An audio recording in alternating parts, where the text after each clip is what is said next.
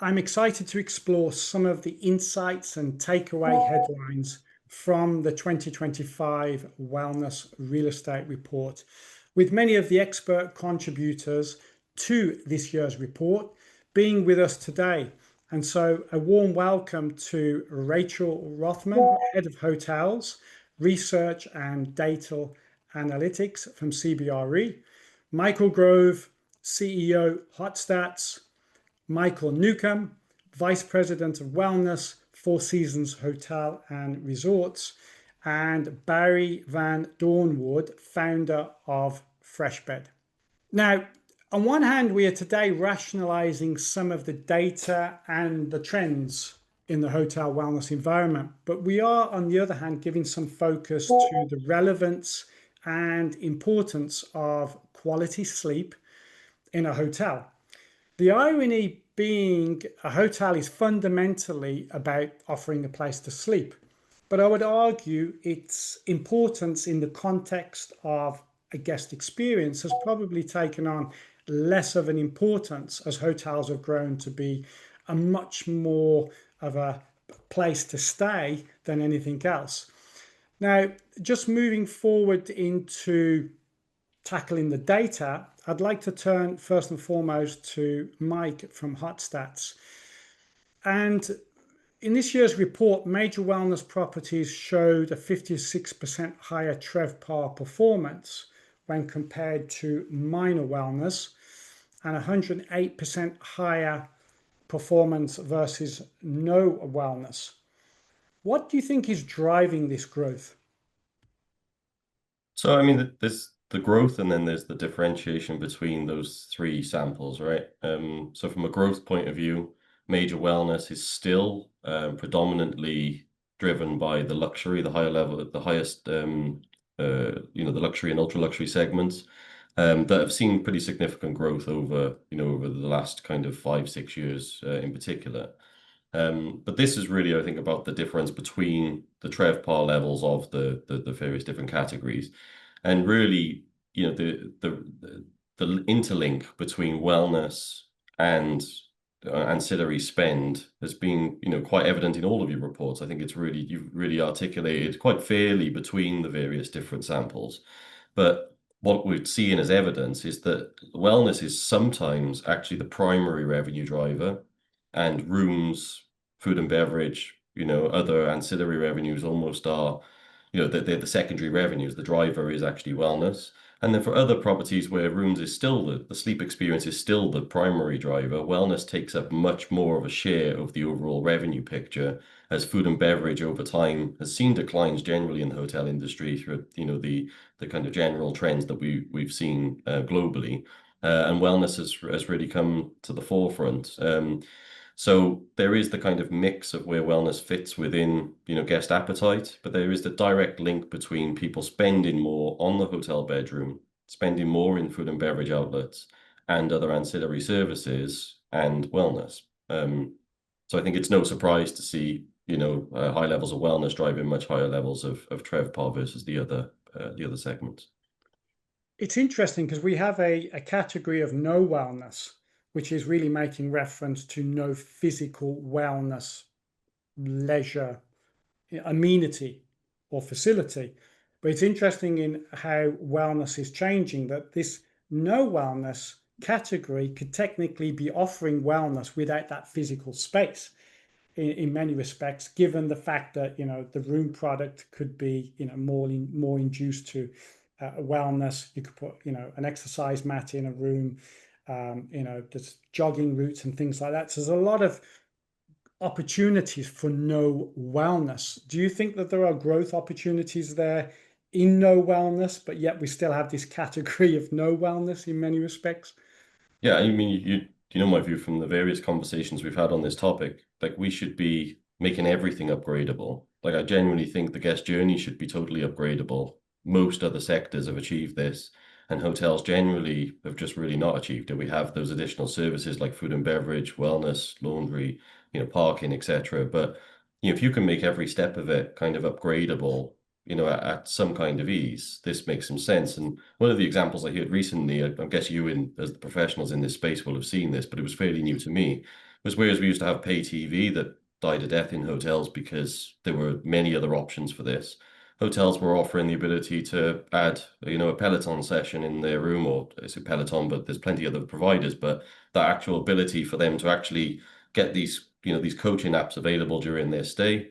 There's more creative versions, which of course, is where you don't have a wellness space, but you do have, massage therapists on site that can do it within meeting spaces. They can do it in empty bedrooms. There's lots of ways that you can provide these services quite creatively, even within brands that are not wellness brands necessarily. And why would you do that? Well, two reasons. Number one, we know guests want it. So it's something the guests do spend their money on. They do like to enjoy.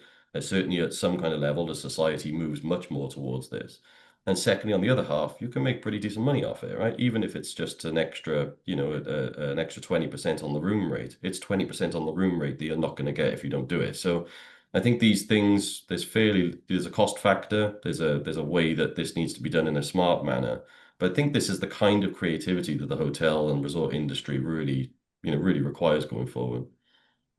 It really speaks to some of the topics we were speaking about, Rachel, that proactiveness of the asset management team in terms of how they can, have much more dynamic pricing, upgradable services and products that tap into opportunities that I think are not being fulfilled in any shape or form just because of the passiveness of the hotel operations. I would also say that I know Michael just mentioned a few services that might require a labor component, but you had started out by discussing sleep. And if we go all the way back to the 90s, no offense, Barry, but I'm going to call it a Gen 1, the heavenly bed, right? That not only provided a guest with a better night's sleep, but it was also a demand driver and a marketing tool. And as hotels are looking for ways to drive revenues without necessarily increasing labor costs or without running the risk that the service isn't provided at the level that they would have hoped, a great bed, a sound machine, a hypoallergenic room, some sort of filter, all of these things can be provided and solved with capital without necessarily the same execution risk that a third-party massage or even an in-house masseuse could run the risk, right? Somebody could say, oh, that was a disappointing service. I don't think you hear that from a great shower that's been upgraded or a great bed or a fabulous gym, right? Those are spec'd in the beginning, and as long as they're maintained, the risk is lower, and yet the opportunity to drive high margin, high profit revenue is of course there. Yes. Staying with you, Rachel, we've seen somewhat of a paradigm shift in how amenities can actually reposition a hotel and make it more competitive within its comp set or even a higher performing comp set. How could this influence future capital allocation decisions or even influence the amenities that are offered in the future? So I guess a couple things here. Firstly, I would say that, and maybe this is an outcropping of COVID, but it certainly has been going on for the last, 20 years, as Michael alluded to, with streaming services. And I remember, same as he does, when people used to watch movies in the hotel. Now you can provide that service for yourself.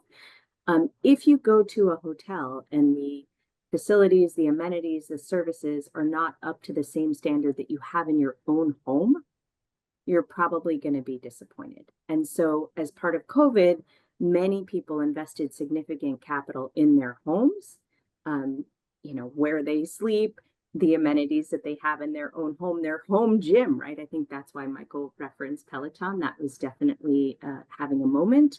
So I think as the hotel industry moves forward, number one, we have to keep up with the experiences that people are providing themselves when they're at home. And number two, we really want a differentiated service, not just from our comp set, but versus something that somebody might find in a short-term rental. Like, what makes us unique and special are the amenities and services at scale and those human touch points that you can't get by just going and renting somebody else's box. And so if you see these services like pickleball, like golf, like paddle, like your scented room with a whatever you want to call it, like hypoallergenic, beautiful bed, which by the way, I have one. If I went to a hotel and it was there, I would pay for it as well. I think you're going to see capital again flow into those areas as sort of low operational cost, lower risk ways of trading up the guest experience. I think you touch on a very valuable point there, and that is the guests today, by and large, will increasingly have will have a smart home. They'll have the features that enable them to personalize, a more wellness environment based upon temperature, based upon, the various hypoallergenic, controls, and the list goes on.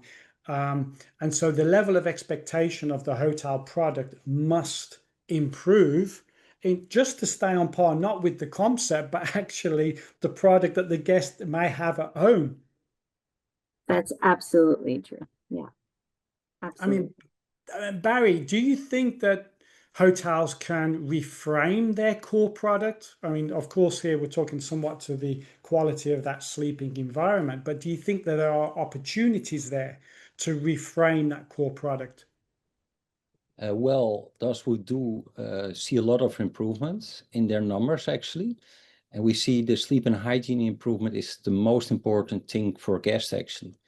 According to a few sample of researchers, a brand research in 2024, the bed comfort is rated as the second most important attribute contributing to overall stay satisfaction, just after cleanliness.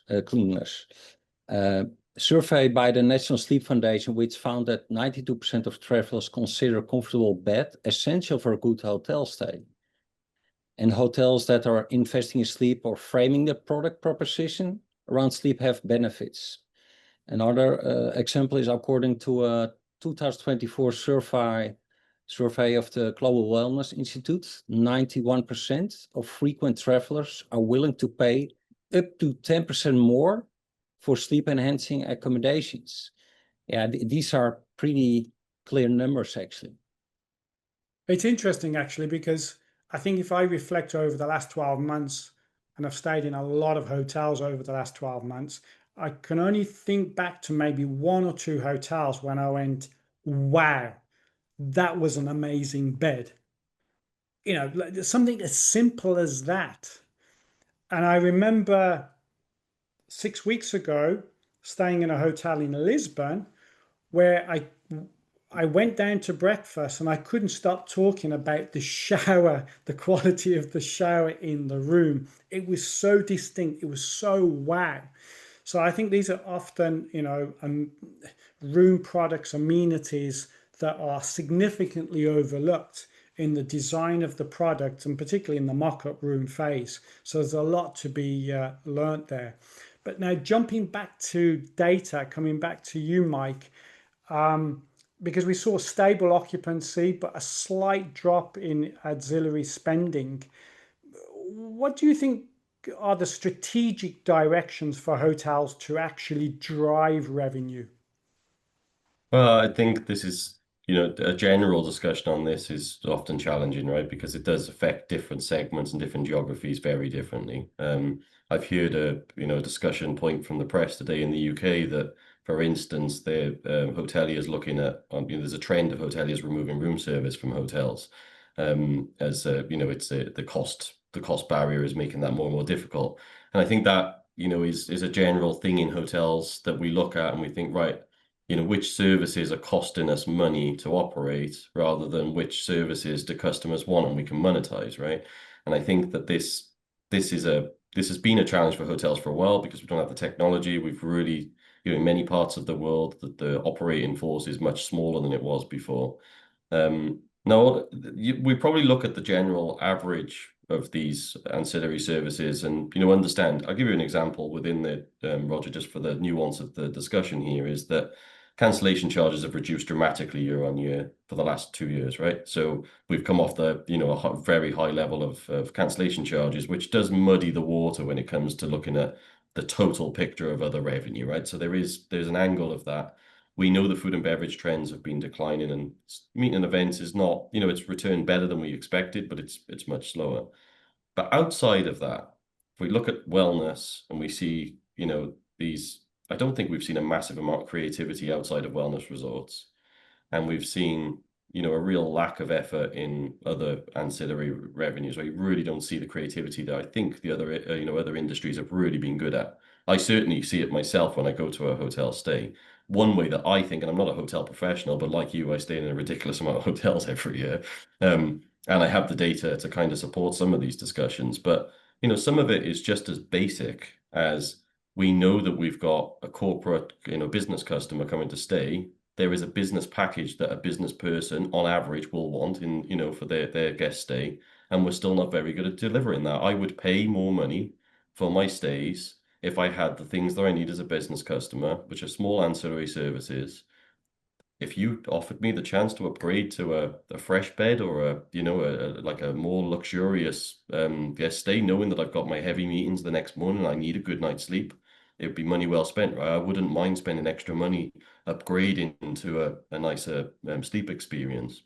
But they're all very, they're obvious things really for a guest who stays at the hotels, but it doesn't seem very obvious as a discussion generally in the industry, outside of the luxury segment and the wellness resorts who probably focus on this more. I think every category of hotels, down to budget hotels, have the ability to upgrade their product without adding extra manpower in many circumstances. Well, I think it speaks to your first comment when you was making reference to in the UK news about some hotels removing room service. And that's just a cost-cutting exercise to have an impact on the bottom line. That's not using creativity to increase the top line.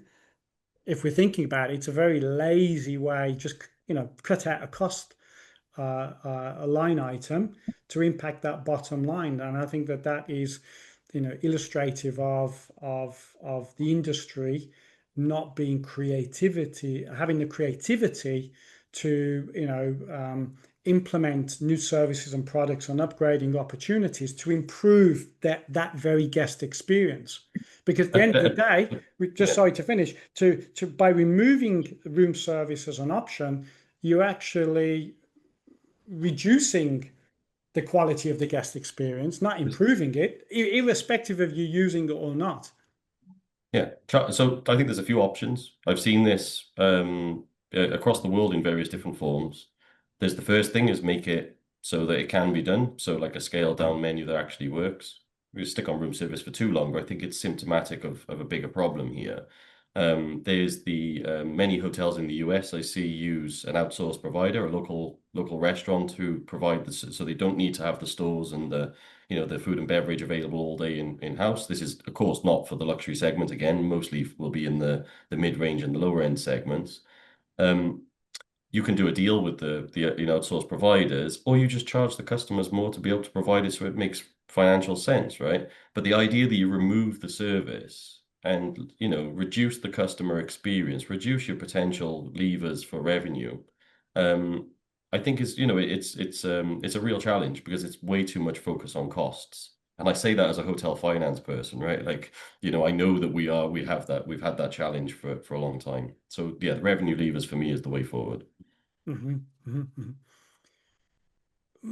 Michael Newcomb, if I can bring you into the conversation, and specifically looking at some of the data and some of the trends from your perspective and vantage point, particularly with some of the data points we've seen that major wellness properties have generated, a 15 times more difference compared to minor wellness when we're looking at leisure revenue per occupied room. We've also seen major wellness properties achieve a 49% leisure profit conversion, with payroll representing 35% of leisure income. And we know that with major wellness, there's a significant staffing and payroll burden that comes with that. And departmental expenses have remained quite minimal, actually, reflecting a general efficiency in operational spending. From the Four Seasons perspective and across your wellness operations, what are the trends that you are seeing in the marketplace? Yeah, fascinating discussion, and I really enjoyed Michael's comments as well. We are seeing, and my comments really are not specifically about Four Seasons, but about the luxury concept that we operate in. We're seeing an evolution, if not a revolution, in wellness. We're seeing this shift from properties that were reliant on a hotel spa, but now shifting either through renovation or new build into destination driving spa. So when you look at major wellness, it's a strength in concept that's robust enough to drive the destination. You're seeing the industry move from smaller principles of wellness, which may have been a guest expectation, to have a massage, into looking for an overarching endorsed experience across all the principles: the mind, body, nutrition, and sleep. And it's these fundamentals that allow the property to program from arrival to departure. So with this, you shift these hotels into a really identifiable resort or immersive experience. And I think this is the shift I've seen. The number of treatment rooms that are being dedicated now are exponentially more. In my 20-year career, shifting in Four Seasons from single or double treatment rooms, some having two in the in the 2000s, 2 or 3 treatment rooms were not uncommon in our urban settings. And now you're seeing in excess of 10 to 15 not being uncommon. So dedication of square footage, this booming industry that we see, and shifting the DNA of the destination with wellness are all creating that growth and revenue you referred to. Has that created, I would say, operational headaches? Because in the past, you had a department of wellness, let's say, so it was a dedicated experts in a dedicated space. But when we start talking about, nutrition, we start talking about a room product, you start then having to bring on board and involve other departments within the hotel operation that need to get up to speed and understand the holistic nature of this product. Has that brought with it complexities and challenges? I think the spa is still, I call the spa the mothership, and that's where the majority of your revenue will be created. As you then broaden from spa to include the broader wellness narrative, then the experience of leadership clearly needs to be able to curate these experiences. Hotels, Four Seasons, Compset, the industry live on pop-ups and pilots, and we see us bringing in the talent. We see us working with nutritionists. Everyone has bench strength to come in, create workshops.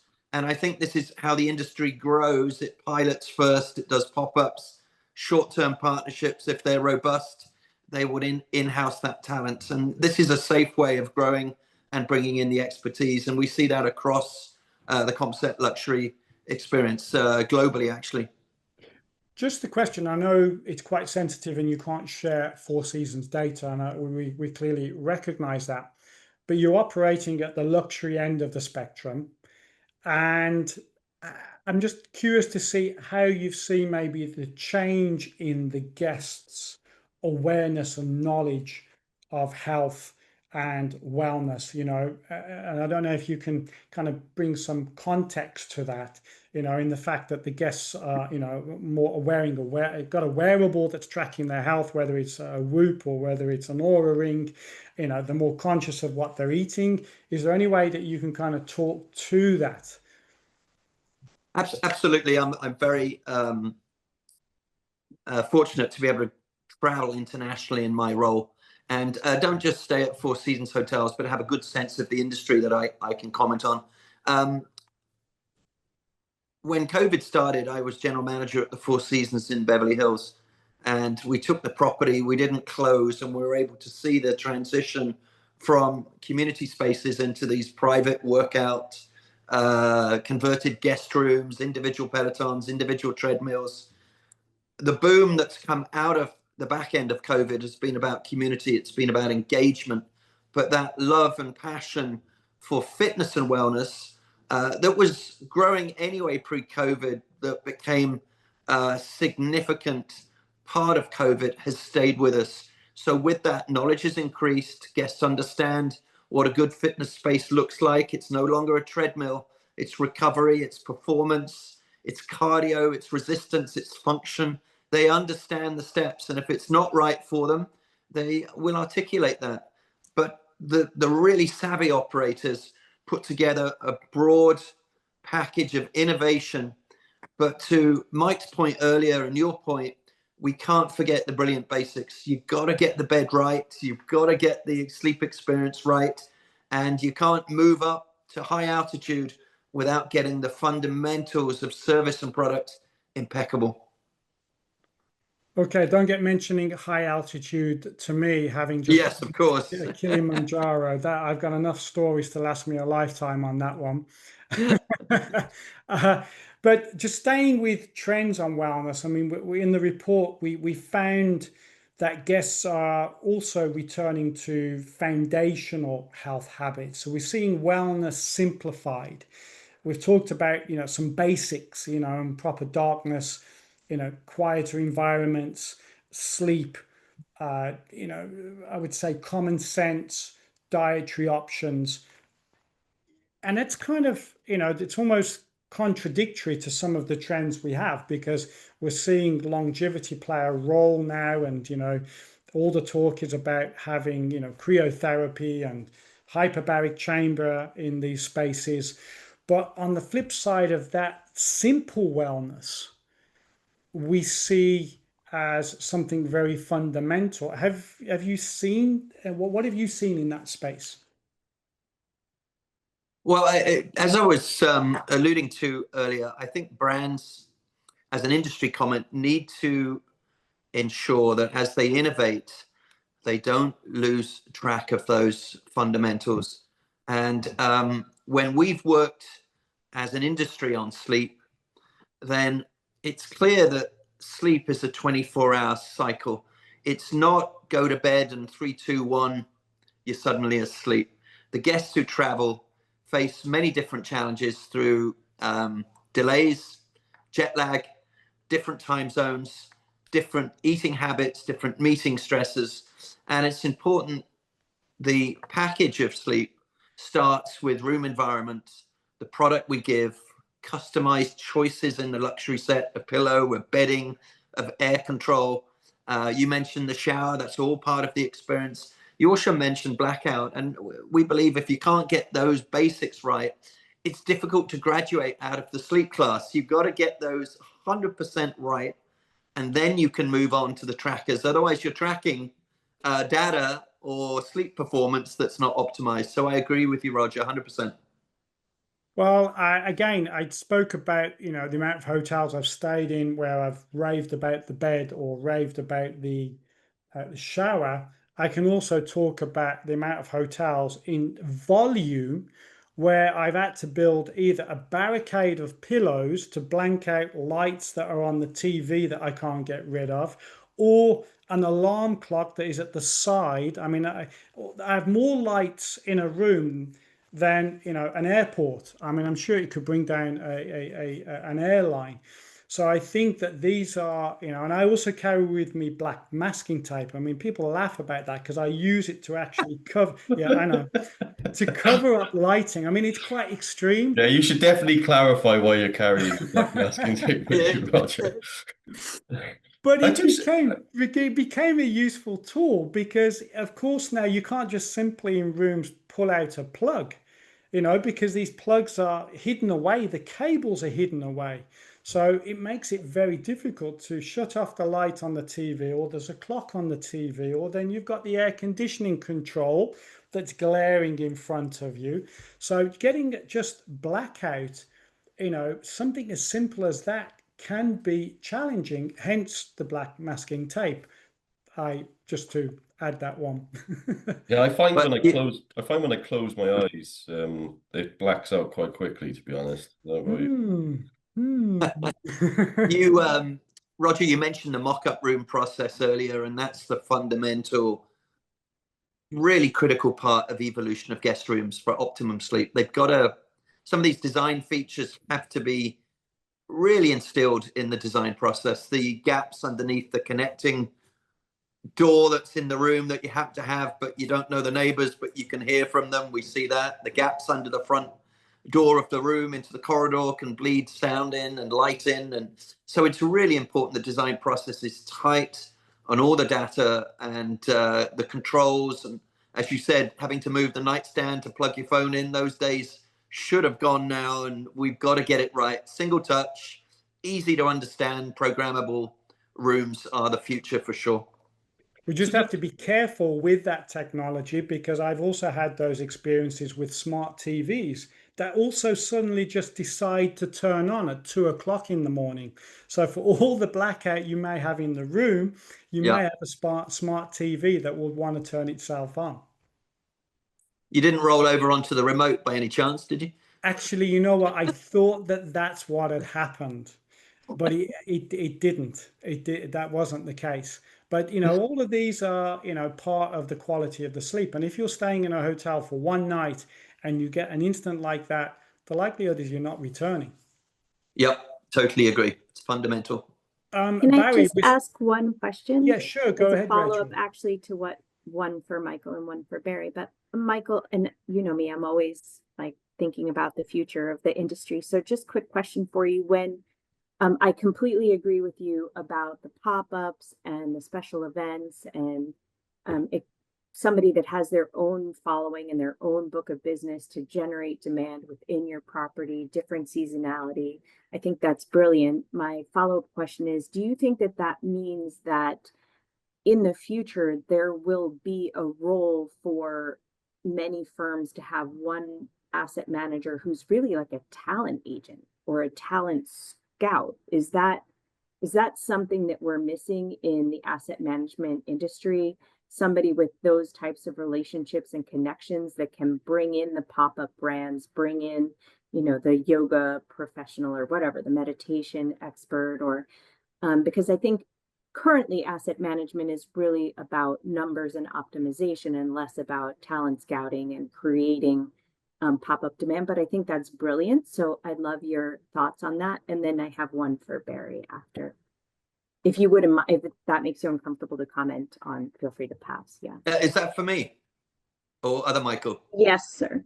Yeah. Oh, Michael. It depends. If it's a difficult question, you can always give it to the I other can pass people. it. No, I will. I think absolutely this skill set now is so important, but I do see hotels reacting short term to this, and I feel solutions should be longer term, and I really am passionate about this, that one pop-up, one pilot with an upcoming hole or flattening in occupancy that suddenly activated 2 months out is not going to bring results. The steadying of the ship, the ability to create an annual calendar of events and visiting practitioners done in advance, robustly highlighting weekends that have a talent that comes in, giving the hotel time to drive the room and the individual who has a strong social media following or brand that you're partnering with. That's the key, to get way ahead of it. But far too often, hole in occupancy reaction, not enough time to get lift. So I would endorse it from the asset management comment, but longer term planning is the piece that's fundamental. Absolutely. I was thinking, for example, this might seem super cheesy, but many of the cruise lines run like 1980s MTV VJs, and they literally fill, you know, 3 weeks of cruises during the dead season with 50-year-olds with a lot of money. But it's annual, so it's exactly as you said. But I think that's very interesting, something that, well, to me, and something that I hadn't thought of as a shift in sort of that business model and the opportunity on the. I loved Rachel. I love what you said about having partners with a bag of business, that you need to find people who come in, that they're also adding value, that the hotels are not just the generation site of business, but your collaborations need to bring their own following in, and that you generate it together. I'm totally aligned with your thoughts on that. Thank you. And then Barry, if I could, I have not read the studies that that you put forth. I'm sure they're amazing. It sounds like you might be Dutch. I'm just guessing. Apologies if that's any profiling. But I also wanted to say that all of this data related to sleep quality, eating, fitness, etc., like it's just big business in America. And I don't know if that's the same in Holland. But for example, if you look at the Huberman Labs or Peter Attia or Mark Hyman, I mean, these people literally have 400 million downloads, and every single podcast, every single week is espousing these basic values. And I don't mean to sound like, you know, a 30-year-old silicone bro, because I'm definitely the furthest thing from that. I'm a middle-aged lady, but I'm just saying it is mass market in America. And if you are not tapping into the hundreds of millions of people consuming and consuming this content literally on a weekly basis across all segments, I think your hotel runs the risk of being off-brand and not aligned with the mass total addressable market. And it goes all the way down to the teens.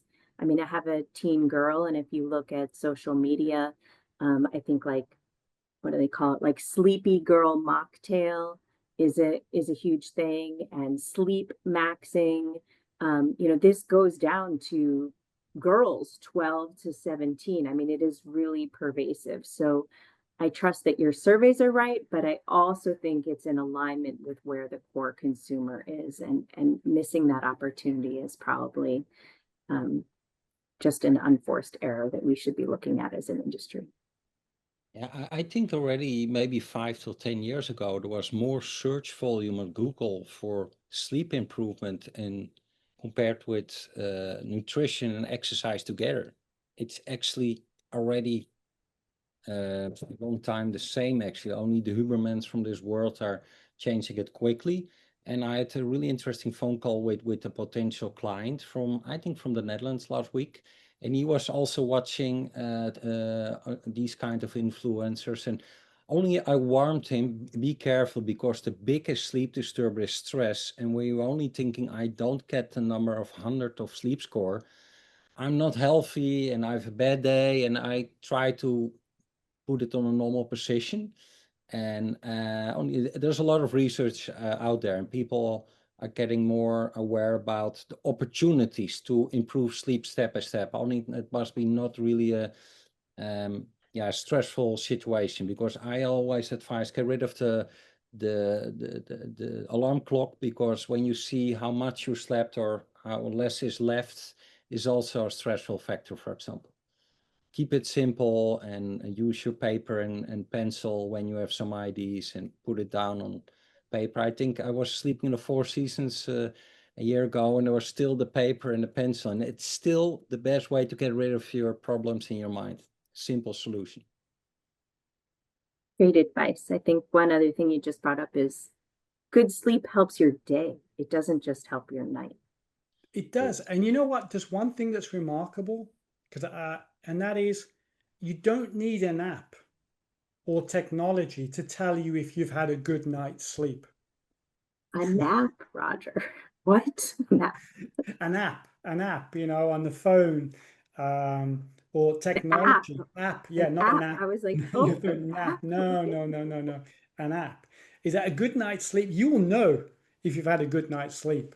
You don't need the technology to inform you of that. And I think, you know, Barry, you know, we've stolen some of your thunder, actually, talking about sleep.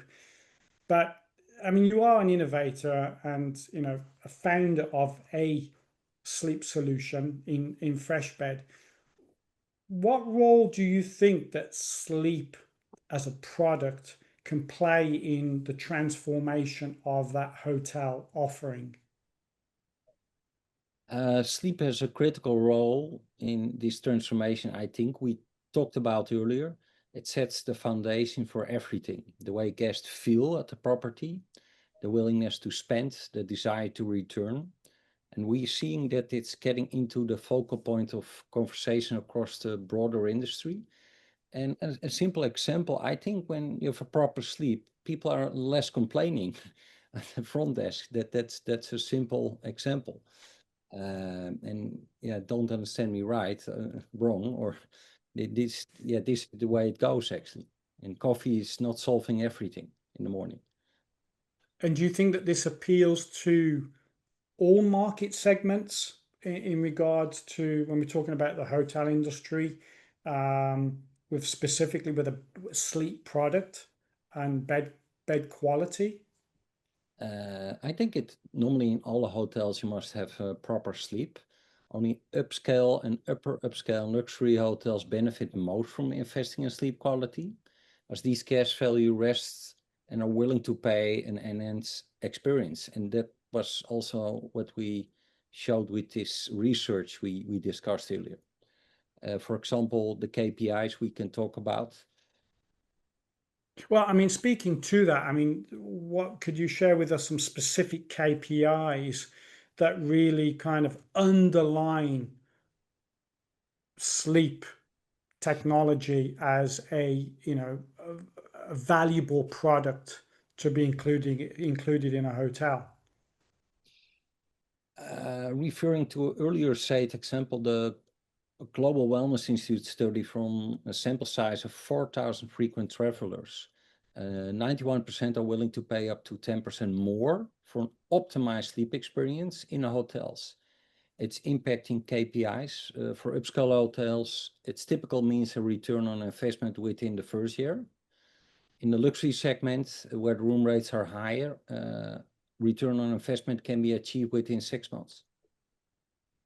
Are you guys currently charging? Like, do you have sorry for the naive question, but being a numbers person like Michael, is there a hotel where there's the regular rooms and then there are the FreshBed rooms and you pay $30 more to stay in the FreshBed room? Does that exist? Yes, I think only it's better to call it slightly different, a sleep suite or a sleep experience or wellness rooms. 100%. I'm not a marketing genius. You're totally right. Well for wellness and longevity. And yeah, when you do it for free, a unique technology, it's also giving a lot of questions.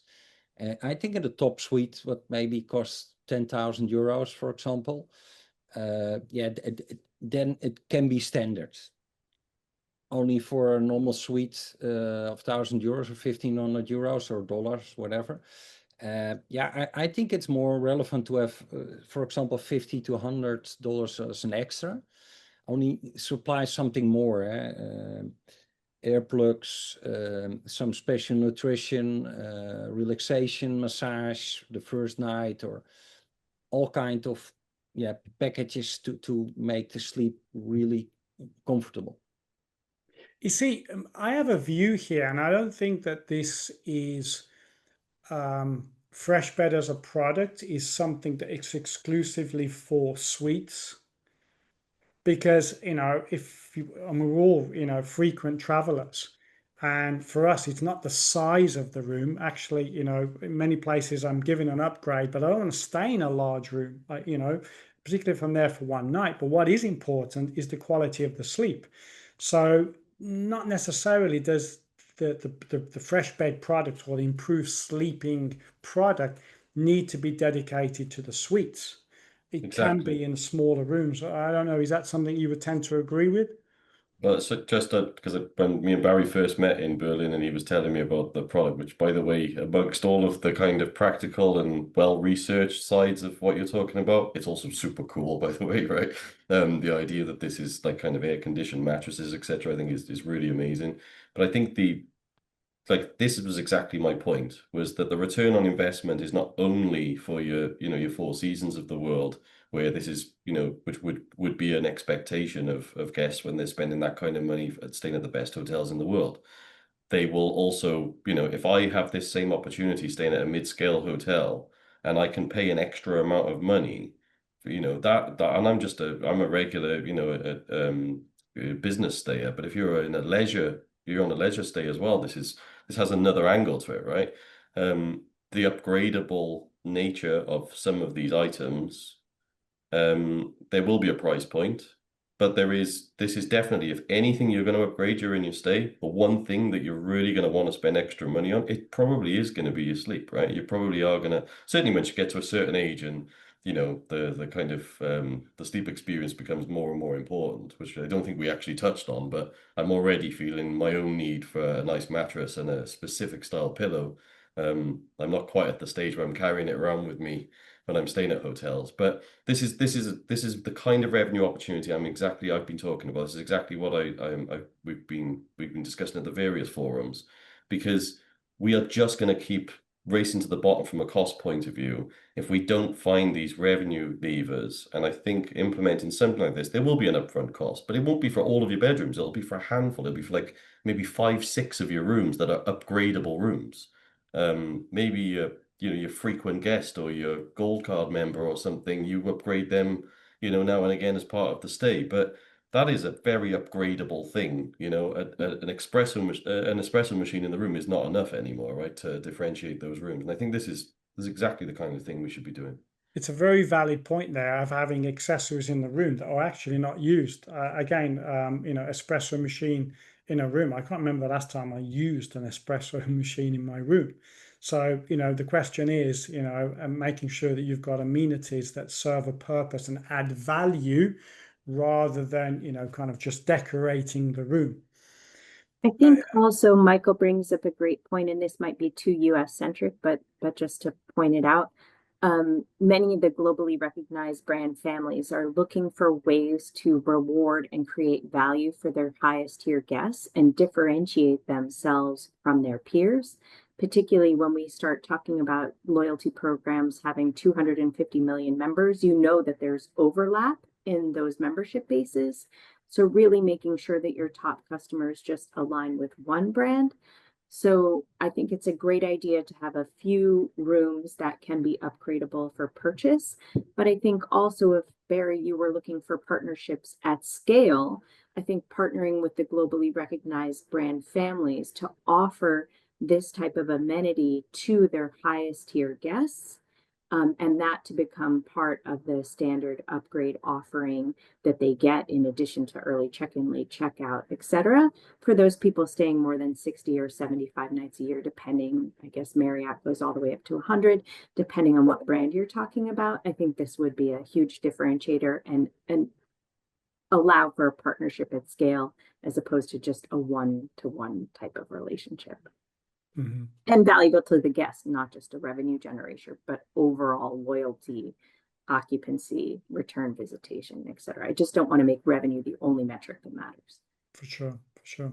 I mean, lastly, Barry, I mean, we've talked a lot about sleep, but actually haven't got into those bullet points of what actually contribute to a memorable, good quality sleep experience. What are they? What are they that drive what aspects of sleep and the product that improves the quality of sleep? I think, for example, when you're going in a room, people checking, or you can open the window, for example, or optimizing the thermostat. That's one thing I heard a lot, or checking the duvets. And actually, what we saw in a lot of research, that personal temperature and humidity control in the bed. Because, for example, when in the Middle East, when you have a really strong, firm airflow from the AC, people looking for normal humidity, a lower humidity, and a little bit of heat actually, because in the Middle East we have a lot of demand for residential for heating actually the bed because it's too cool.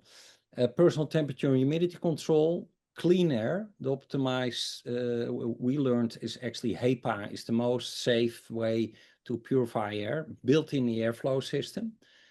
Bed hygiene, because when you actually prevent perspiration in the bed, because you're not getting too warm and start perspirating to get rid of heat, you keep the mattress, pillow, and duvet actually dry.